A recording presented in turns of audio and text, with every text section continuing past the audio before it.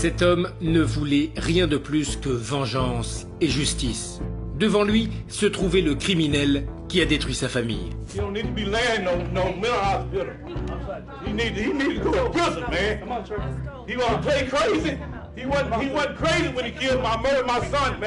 Lucas Kendall était devenu l'ennemi numéro 1 de Donald Byrd et de tous ses proches pour son terrible crime. Il avait été le protagoniste d'une horrible fusillade qui a ôté la vie au fils de Donald et rendu son camarade paraplégique. And what did you say in response when you saw his gun? Don't shoot. I believe keep on, like, don't shoot also. L'incident était très déroutant pour les autorités. Kendall avait tiré sur les deux jeunes hommes, selon lui, en état de légitime défense. Cependant, les preuves et les déclarations des témoins proposaient un récit complètement différent. Did you manage to get out of the car? No, never let out the car. L'attitude de l'accusé a enflammé les esprits dans la famille de la victime. Il considérait tout ce qu'il faisait comme une moquerie. How is it that you expect to represent yourself? I'm not going to represent myself. I refuse to participate in the charade. I would advise you to do things the easy way. You wanted a trial. I don't want a trial. This is a charade. Okay. Et c'est là que Donald Byrd a décidé de faire justice de ses propres mains. You don't murder my son, man, for nothing. When he was trying to get away from you, you were trying to get away from you, man.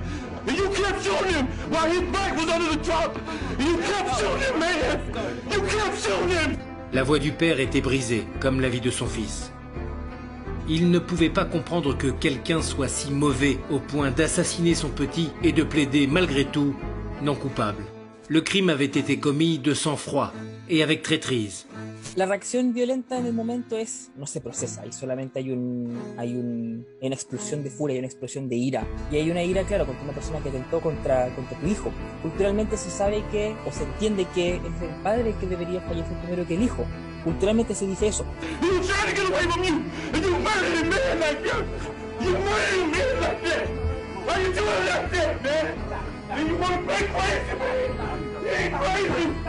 La réaction incontrôlée de Donald était liée avec le fait que Lucas voulait se faire déclarer inapte à être jugé pour un prétendu état mental qui l'affligeait.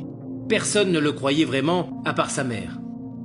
My son is the victim in this whole thing. He's been attacked in jail several times, beaten, ribs broken. He's had stitches on his face. They had to put him in isolation for longer than 15 months, isolation. Nobody stays normal in isolation at that amount of time. Cependant, la famille du jeune homme décédé cette nuit fatidique ne croyait rien de ce que l'accusé pouvait dire. Et c'est que bien sûr, pour eux, le jour de l'incident, Kendall était pleinement conscient de ce qu'il faisait. My son was crawling underneath the truck trying to get away, and he stood there and continued to shoot. But yet and still, he feared for his life. How? How? Pour eux, tout le spectacle que Lucas orchestrait était un grand mensonge afin de pouvoir s'échapper sans problème de la peine. You don't need to be laying no mental hospital. He need to go to prison, man. He wanna play crazy. He wasn't crazy when he killed my son, man. Le plan de l'accusé n'aboutirait finalement nulle part, et il serait condamné pour homicide et tentative d'homicide. Find the defendant, Lucas Kendall, guilty of second-degree murder with a firearm. Un peu de justice pour une famille qui a fini détruite par la méchanceté d'un homme qui n'a pas eu de problème à mettre fin à la vie d'une personne innocente.